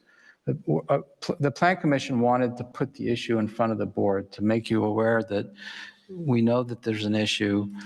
We know that there's some planning that can be done. We know that opening up the parking between the corner parcel, the medical spa parcel, and the shopping center is a really good thing to do. Reducing the number of drive-through lanes would open up, there are good things that can be done. It's a discussion. Trustee Hollander. I'm making the assumption that they presently meet the required parking spaces for what's there. If you remove 25 spaces, is that criteria still met? No. No, they would be grandfathered. They would be legally non-compliant. So non-compliant, non-conforming, but. Legal non-conforming because they. My understanding is when you're in that situation, if you do anything new to the project, then you have to become conforming. Is that correct? Well, our code says it's. In the parking situation, it's a little different from a structure, but in the parking, it says if someone applies for rezoning, if you saw in the staff report, you should request a parking analysis to make sure they remain in compliance. So is this a change? I mean, again, the applicant is saying you're not really adding to demand. The building can house quite a few guests. This is only 6 more. I mean, that's a valid argument that really maybe they're not adding to demand by this change, but given what's coming down the pike, what else should be done? When we learned that Deerfield Road was going to be taking away the spaces, albeit it was fewer than we thought than is reality, and we knew that there was going to be a restaurant put there, we all were concerned about the parking and what was going to happen. So today we're in a situation where the amount of parking that we thought was going to be reduced is now doubled than what we thought, and we're adding an additional business. And it seems to me that we have an opportunity to take care of the parking issue at this moment. We have an opportunity to do that. And I think that we ought to be careful and not taking advantage of that opportunity today, because if anything else goes in there, such as the facility you're talking about, it's just going to be more difficult. I'm not sure how to do it, but I think the parking is an issue that it goes beyond just the fact that they're going to be using 6 spaces in the evening. Yes. Yes, please, sir. If I just may add a couple of points regarding the parking. I'm sorry, my name is Sam Fukuri, last name spelled F as in Frank, A-K, H-O-U-R-I. And I work with Gaming Productions and Mr. Fatikas over here. Do we have an understanding of when this potential IDOT project is scheduled to start or slate? One of the things that we discussed was that this could be potentially a project that's 2 years out, if not longer, with permitting and the actual undertaking. 2025. I'm sorry? Spring 2025. Okay. After speaking at length with Dimitri, one of the owners of the Brunch Factory, and kind of figuring out this parking situation, even though we're adding 6 seats to the gaming portion of the business, with the 236 seat occupancy, he's even offered to potentially remove a couple of 4 tops or 2 5 tops, which would then alleviate 10 seats from the actual restaurant, if that helped the board get their head around the parking situation by lowering the capacity of dining room seating, because it is a big restaurant. He has sufficient space to meet the demand of his current customers. But the other point to this is, you know, his business is really predicated on traffic during the weekend, Saturdays and Sundays. And Monday through Friday, there isn't really a large brunch demand. With the other businesses that are there, I think it's very important for the board to take into consideration that anytime there is a new business that goes in, is it the board's position to regulate what that user is and how many customers that they have per day and what number of parking spots should be allocated for each restaurant? I think they're putting themselves in a position to make decisions as a landlord now to regulate what type of businesses are going in there. And the point that I'm bringing up in this is that, you know, sometimes you have what you have, and the parking spaces are what you have to work with. And in situations like that, I think it's up to the landlord to designate with his tenants, you know, we'll reserve 5 spots for your business here. As a restaurant, you have access to 20 spots. And it's sort of left up to the landlord and his tenants to facilitate how they're going to be using the parking facility. And maybe the answer is employees are not allowed to park in the lot. I'm just throwing out an example of something like that, to that effect. But it's our belief that with the existing parking that's there, with the help of the 18 spots from a neighboring business that closes early in the day, and the fact that they don't have large dining business during the week, Monday through Friday, we have more than sufficient parking to accommodate potentially 6 more individuals that might already be customers at the restaurant that are going into the game room. So I just kind of wanted to shed light on that stuff and relay the owner's expressed willingness to remove, you know, some tables to accommodate for the 6 seats in the game room, which, you know, will be monitored. We'll have a employee that makes sure that nobody underage is playing in the game room, and it is a fixed structure. We provided architectural plans to show that it is not a temporary fixture. It's actually, you know, composed of drywall mounted to the ground and, you know, meets the requirements of the plan commission that we met with previously. I think at this point, we've talked about parking a lot. And there's one party that is not at the table tonight that we need to hear from, and that would be the owner. And I think that it sounds to me, if I'm interpreting correctly, that the first point about having to do with the internal changes, requirements, the permitting that's needed, we're pretty much there. We are not there on the parking. I don't know that talking about it any further this evening really gets to where we need to be.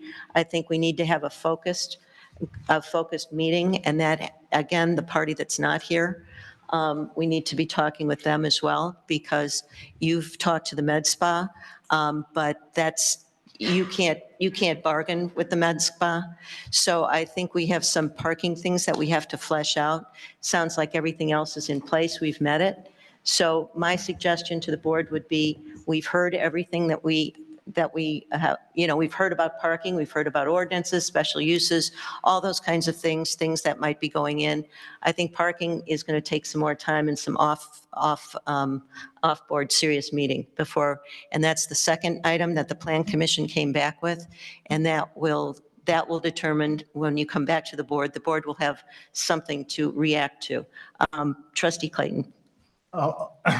Understanding what you said there, I think, but if the board isn't going to approve the special use, then we're going to be spending a lot of resources doing things that aren't necessary, and resources and time.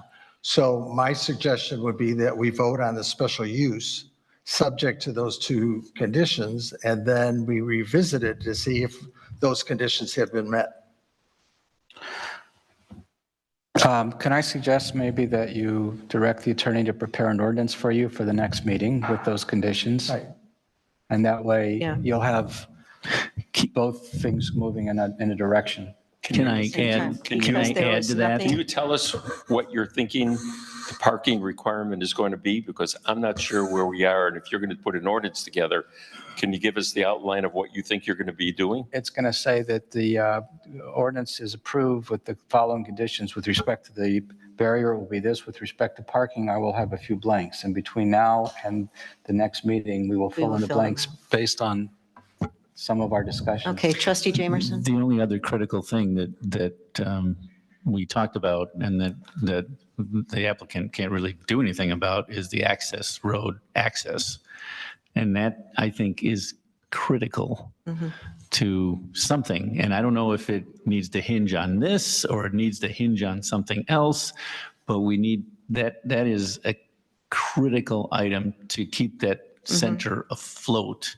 And by the way, the construction is going to start in 2025, but the utility is fall of 24. They're going to move all those poles that are in the parking lot. They're going to be in your parking lot, or they're going to be digging there. So that's happening in the fall of 2024. I think the mayor's idea is that having a few discussions with ownership before the next meeting, we can try and put some of those issues to bed. Perfect. Yes. So with that, and we did not have any action on the agenda tonight regarding a special use. We had discussion. So we're going to move forward. We're going to have an ordinance drafted. We're going to start pulling the parties together for some serious parking discussions, because if that's the hurdle, we have to figure out how to do it. Otherwise, not only will the Brunch Factory suffer, but the other businesses in that area, I believe, would also. So thank you very much, gentlemen, for coming in. We really appreciate it. Appreciate your comments. And you've added some information. I think that'll be useful to our discussions. Great. Thank you again. Thank you. We'll keep it moving. Okay, next item on the agenda, if I'm not skipping. I don't think so. I think I got the message. Yeah, I don't think so.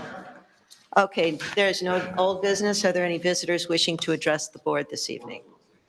Nope, there's Would you like somebody to out there. step forward and tell us your name and continue on? Okay. And, Hello, everyone. Can you hear me okay? yeah, please speak directly in so the recording gets it. Can you hear okay? Yes, perfect. Thank you. So my name is Pamela Debelex, and I am here. Yes, get ready for this one. Devaleix.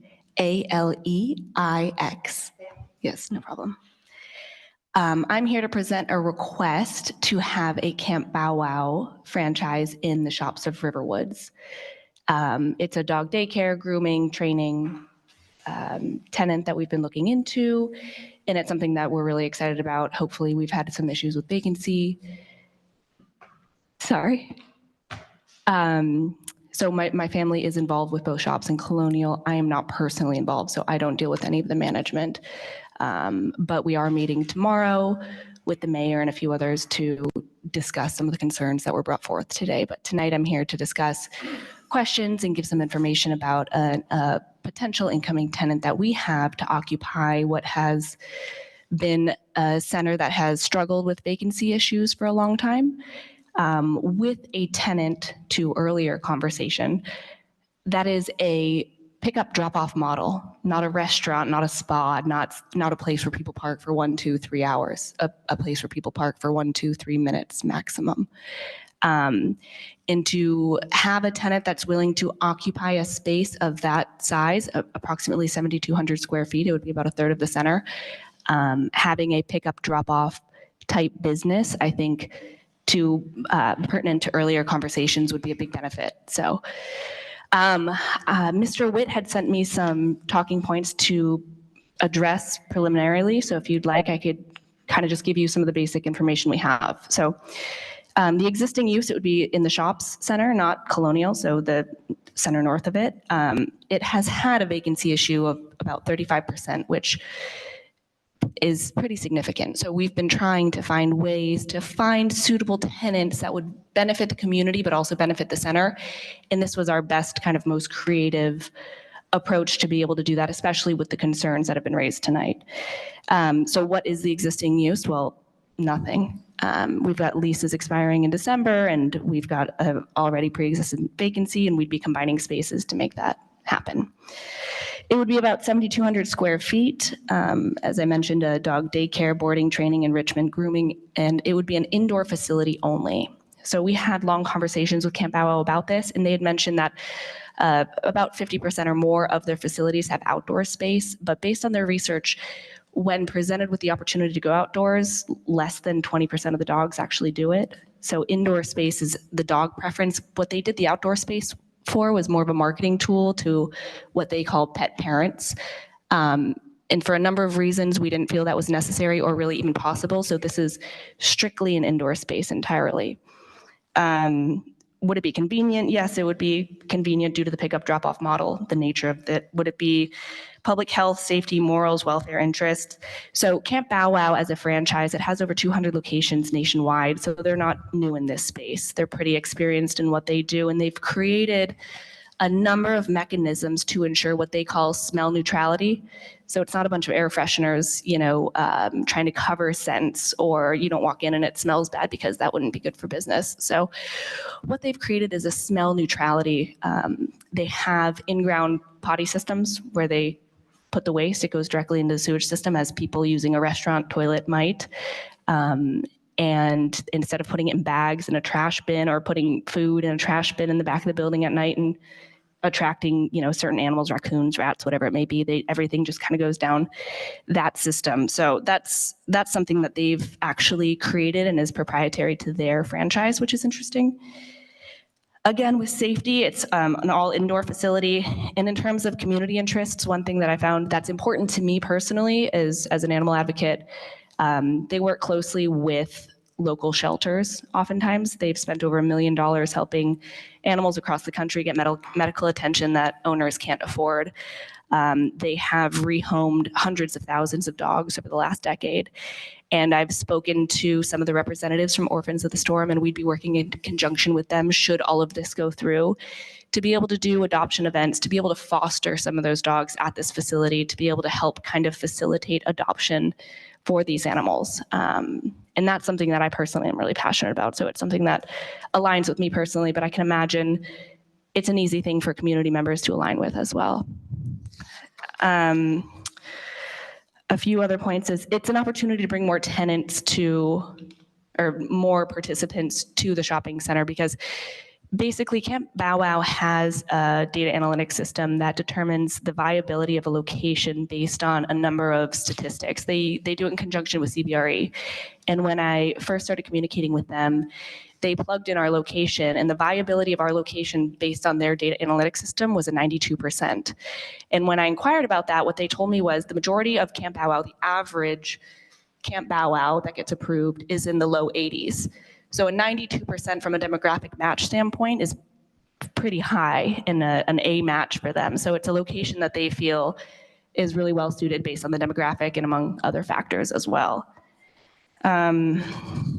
That's kind of the basics for now. I mean, I could tell you a little bit more about Camp Bow Wow. It's, like I said, over 200 locations, owned by Mars Corp, which is the candy company, but actually owns a lot of veterinarian clinics, BCAA, Camp Bow Wow, Pet Supplies Plus, and such. So if you have any questions, I'd be happy to answer them, but that's kind of the basic brief overview of the situation. May I just Oh, for a yes, minute? yes. I know it's going to go in the shops. Where in the shops? Is it at either end, or is it in the middle? They would be combining multiple spaces. So we'd be asking one of the tenants to move, and I think it's the medical spa, to the end cap. And then we'd be not the end cap, to Colonial. And then we'd be utilizing spaces within shops that would be combined. And the other one is to the board. We entertained a similar business a few years ago and chose not to do it. Was that in Colonial Court, the location? Oh, it's going to be in the Brunch Factory building. No, it's a separate, yeah. Yeah, I thought it was Colonial Court. I just wanted to say, we suggested this presentation to the board briefly because this is not an allowable use at the shops. So the request would be for an amendment to the special use that governs shops to allow this use, or to the types of uses allowed in that particular district. If the board wanted more information. We thought it would, because of the potential to be a problem for the community up there. I don't know how Meadow Lake would react to this, but they would have a lot of questions. Before it's directed to go to the Plan Commission for a hearing to consider it, we thought the board should hear it first. So you can have questions and they can answer those questions. Trustee Jamerson. I guess one of my questions is that it sounds like it's going to take up a third of the shops. And I realize there's not a lot in some of that third. So we're getting no tax revenue from that, but I don't think we're going to get any tax revenue from this either. There's going to be probably very little sales happening there, right? Well, there would be some property tax revenue, of course, because shops would be leased up and we wouldn't have a third of it sitting vacant. But of course, there also is a portion of it that sells dog supplies and such, so. Right, but it's not going to be a big sales tax generator.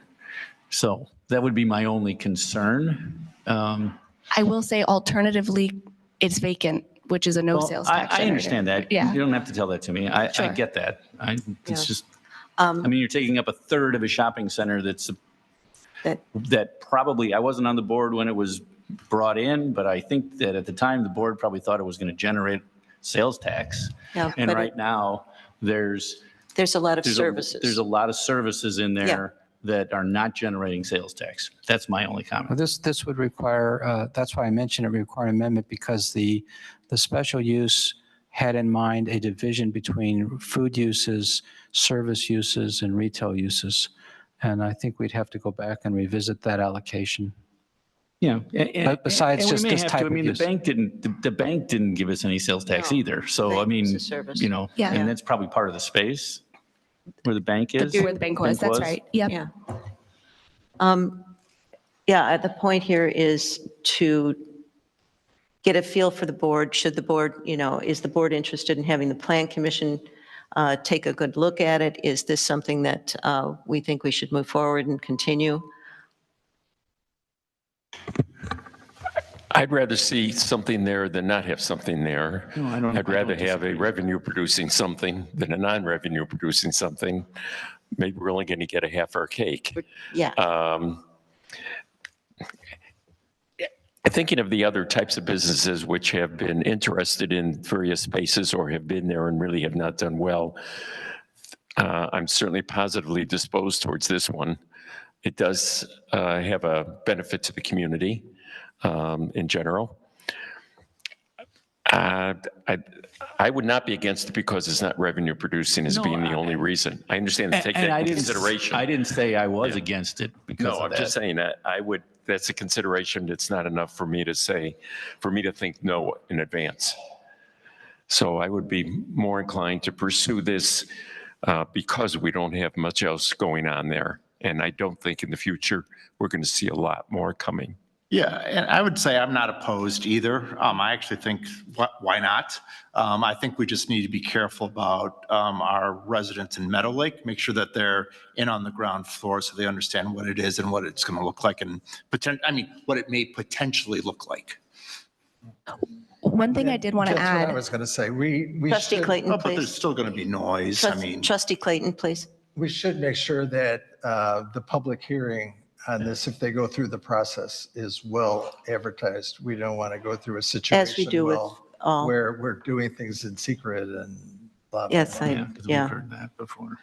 As we do with all. Are there any other I'm not comments? opposed to it. I don't have a problem with it going to the Plan Commission. I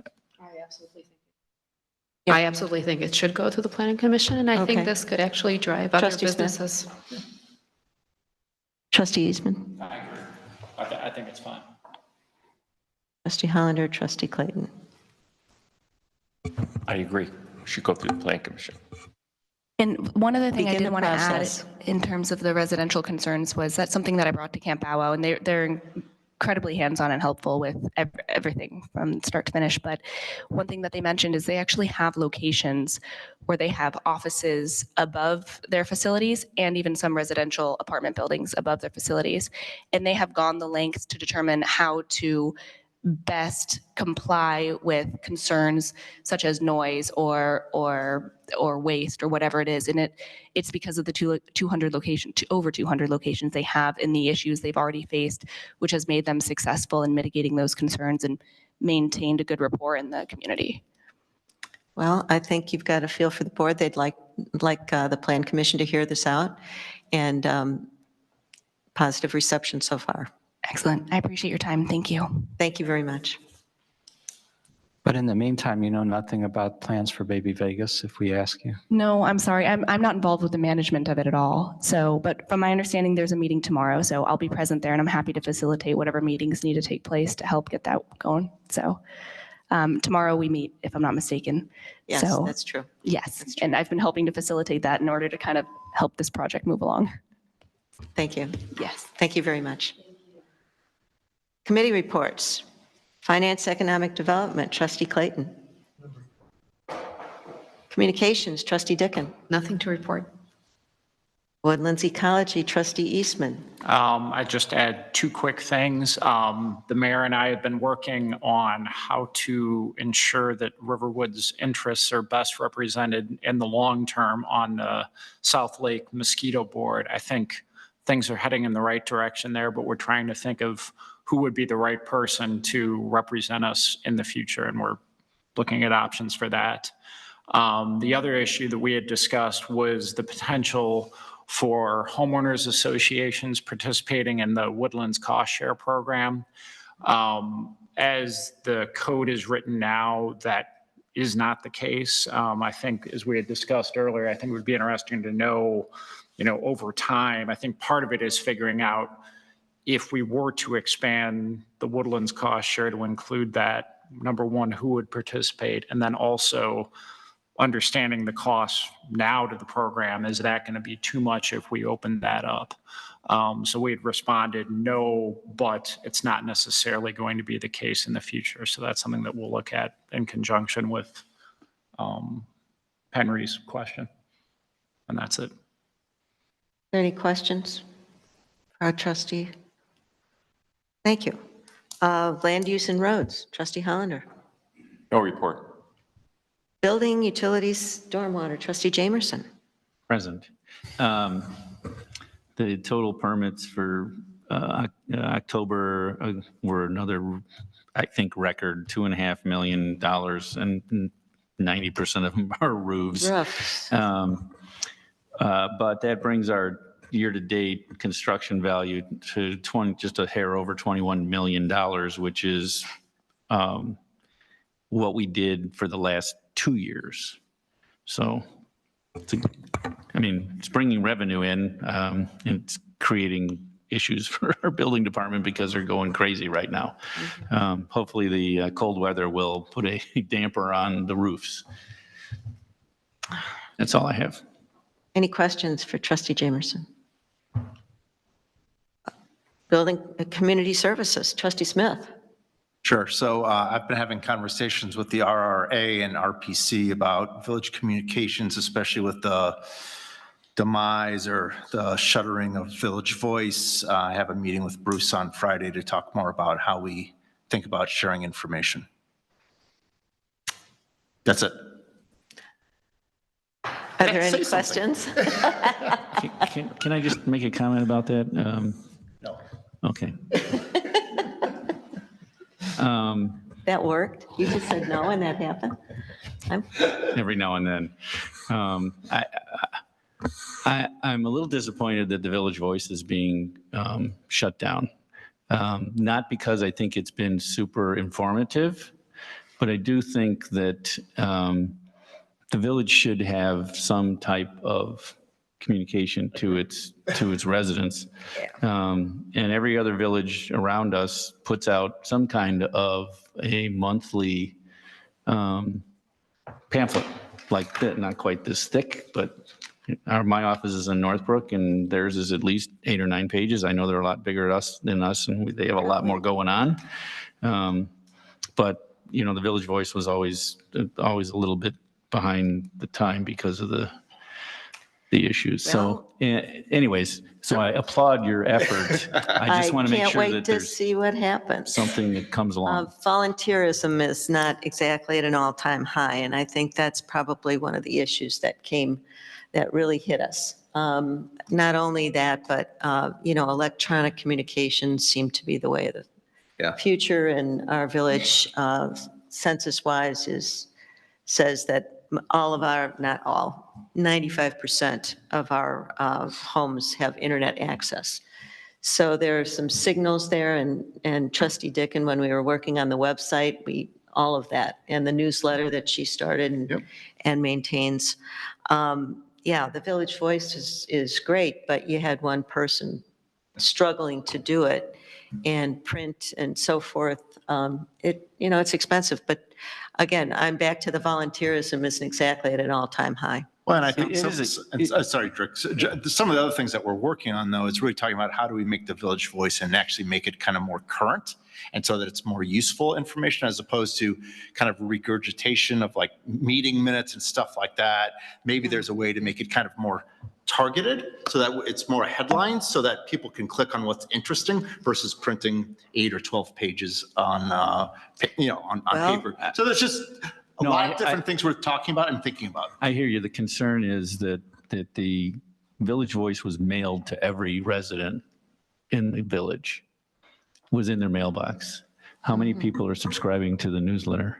Well, that's why I'm talking with Bruce. And how many of those, so my wife and I both subscribe, so that's one household with 2 subscriptions. So if there's 400 people subscribed, so I know you're working on it, and I appreciate that, and I applaud that.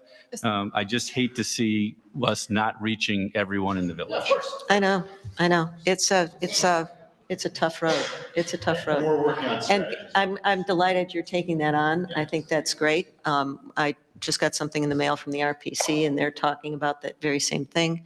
So, we're struggling to communicate and, reaching out. So thank you very much for that. And Julie is here, Julie Vivaro from the RRA, and doing a yeoman's job. So,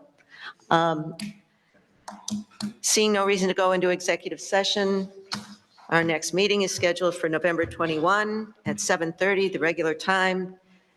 Do I hear a motion for adjournment, or is everybody already packed So up? I mean, moved. really? Okay. Thank you. All in favor? Oh, second, Would just somebody second it, please, so we can leave? pick one. Somebody. And then, Sure. all in favor, aye, good night. Thank you so much. You know, turn into the Chicago City Council.